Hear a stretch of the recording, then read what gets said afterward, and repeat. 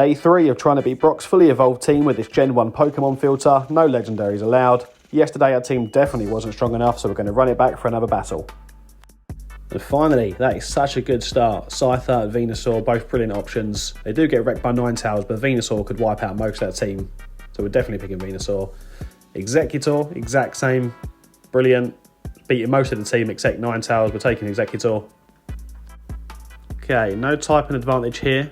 Snorlax is an absolute beast, but it's going to be real hard to pick against Dragonite ever in this series, so we're picking up Dragonite. Okay, I don't think Ratcate's going to be up to much, to be honest. Are we really going to have to pick Horsey? I think we are. It's the only one that's got the actual typing advantage there. Okay, Poliwhirl the same. I wish it was a Poliwrath, but I think that's okay for the team. We'll pick him Poliwhirl up. And we're going to end with Charmeleon. Not doing much there in the team, to be honest, but this is much better. What do you think? Do you think I've won or not? Let me know in the comments.